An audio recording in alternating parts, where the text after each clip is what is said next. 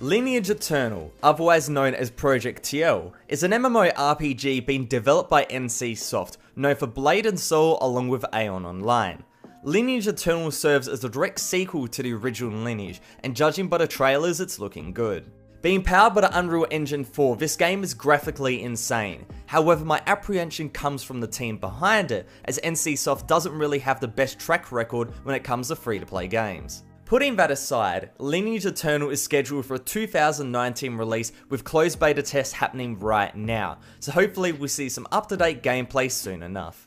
Crossfire is the most popular free-to-play first-person shooter in the world, with at one point having more than 8 million concurrent users, and this is thanks to China's obsession with a Counter-Strike-like shooter. With such a large player base, a sequel was in order, and that sequel is Crossfire 2, but exists more as a reimagining of the original game. The core gameplay and maps are extremely familiar, along with the nostalgic heads-up display. However, with the updated graphics and completely new shop, it kinda feels like a new game altogether. A closed beta happened nearly 2 months ago, but that was in China, and it seems like it will be fully released in 2019 for that region. Now, given the original Crossfire still has a decent Western following, I wouldn't be surprised if Crossfire 2 is published in the West as well, but we'll have to go and see. The Epic Games Store has recently been launched as a direct competitor to Steam, and there is one really appealing aspect for free-to-play fans. Every 2 weeks until the end of 2019, there will be a free game on offer, starting off with Subnautica until the 27th of December 2018, and then Super Meat Boy to the 10th of January 2019. This pattern will go and continue throughout the whole of 2019, so while these games are not actually free-to-play titles, they're going to be free on the Epic Games Store, and I'm sure some of you guys would be interested. Our next game is Ascent Infinite Realm, an MMORPG developed by Bluehole, the same guys that made PUBG, along with it being published by Kakao Games, the same guys that published Black Desert Online. That's a lot of experience and talent that is shared between the developer and publisher, but given Kakao's less than stellar track record with Black Desert Online, that already goes and raises a red flag. But having a look at the trailer, the game looks bloody beautiful, with graphics that stands up against a lot of popular MMOs, free to play and paid. While we can't comment much on the gameplay, with an assortment of classes and the availability of flying vehicles, this sci-fi cross-fantasy title is sure to go and turn some heads.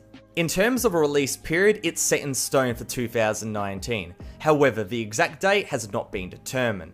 Regardless, this MMORPG looks spectacular and is one of the more hyped titles on this list. Of this list, by far the most obscure and unknown game is Dragon Hound, which is a Korean free-to-play game being published by Nexon. This game is a weird mix of killing monsters, riding vehicles, shooting guns and steampunk, and honestly it looks pretty cool.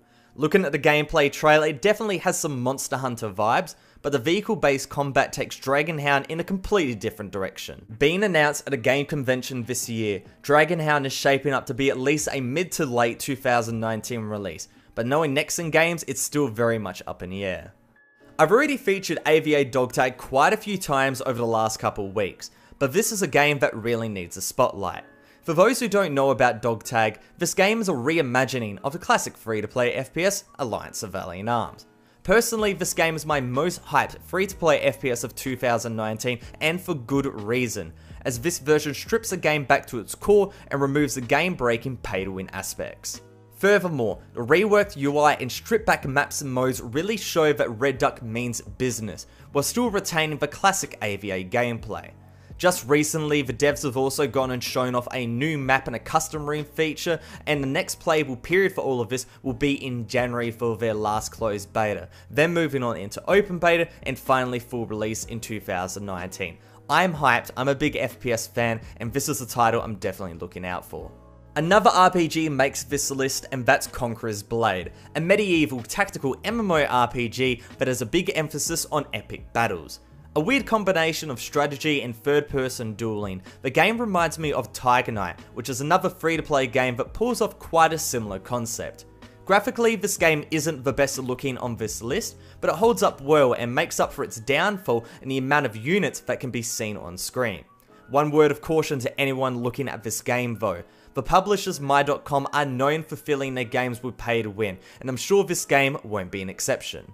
Is that statement killing any future sponsorship opportunities with my.com? Of course it is. But I really want you guys to know that when you're playing games published by my.com, it's not the best decision you can go make. With all of that said, the game has just gone through some rounds of closed beta testing and the release is scheduled for sometime in 2019. However, what month is still up in the air. Kurtzpearl is an anime-styled MMORPG from KOG Games, the makers of the old-school MMO El Sword. The most apparent aspect of this game is the graphics, which are extremely colourful and are reminiscent of the art style found in other MMOs such as Mabinogi. The gameplay goes and backs this up too, with combat and movement being at breakneck speed with massive combos to boot. While being focused around skill-based PvP combat, Kurtzpearl also has a PvE mode which nicely buffs up the amount of available content. Now for a few of the games on this list, particularly the MMORPGs, they go and feature a Korean server and nothing else, no Western launch. However, Kurtzpearl is different as they're starting with the Western launch being the priority.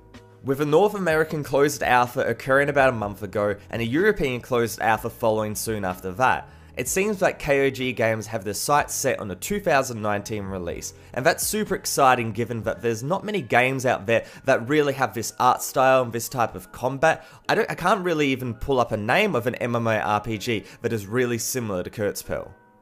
Fortnite is one of the most popular games in the world right now, mainly due to its Battle Royale mode. But what most people forget is that Fortnite actually has another mode that existed before Battle Royale, and that's Save the World. A play versus environment type mode, Save the World is a completely different experience, and for the longest time we thought it would go free to play in 2018, however this isn't going to be the case. Epic Games said in a blog post that they've decided to go and move the free to play launch of Save the World out of 2018. Supposedly they're working on a broad set of features and reworks that they believe are needed before Save the World goes free to play. Now with that said, this is basically an unofficial announcement that in 2019 Save the World will go free to play, and that is really exciting. Our first honourable mention for today is Dauntless, a game that I featured in my must-play list for 2019, and that was for good reason. The Monster Hunter-like RPG features slick gameplay and a unique art style, perfect for younger and older gamers alike. With a solid selection of behemoths, classes and crafting option, Dauntless also goes and holds up quite well in the content department. Now given that this game is currently in open beta, it's not technically an upcoming game, but its full release is scheduled for 2019, so I thought I would go and put it in the honourable mention section. Now with that said, the game is available right now, its open beta is live, so if you want to go and check it out, a link will be in the description below. Coming in at the number 1 spot, we have Lost Ark Online. The supposed Diablo killer has finally come out of the woodwork and Jesus, it looks amazing. I'm a big fan of Path of Exile, but Lost Ark is pushing the boundaries of this genre with insane graphics and equally breathtaking gameplay. With a ton of classes, skills, bosses, customization and more, Lost Ark Online is looking like a must-play for 2019. Now looking across this whole top 10, this whole list, Lost Ark Online is definitely my most hyped MMORPG, with my most hyped FPS being AVA Dogtag and then Crossfire. But overall, I can't go and put into words how excited I am to go and play this game. It looks way too cool, way too cool. The budget is insane, the gameplay looks bananas. Now currently the game is in and out of beta periods, but it's only for Korean players. However, it is possible to go and get access to a Korean account. You just have to go to a site or two that I won't go and mention because it is a tiny bit dodgy, but pay $2 to $4, go and get an account, and then when you go and install the game, if you get into the closed beta, you can go and download the English translation patch, and that's floating around in a few English discords. While this game is looking like a fantastic title to be ported over to the West, I'm not 100% sure if it will be in 2019. However, the Korean version will 100% be available in 2019, and with that said, if you're a fan of Diablo and Path of Exile, there is no excuse to go and miss it. So hopefully you guys enjoyed this video, and if you did, make sure to go and hit that like button, and also the subscribe button if you want to go and stick around and see a bit more free to play content.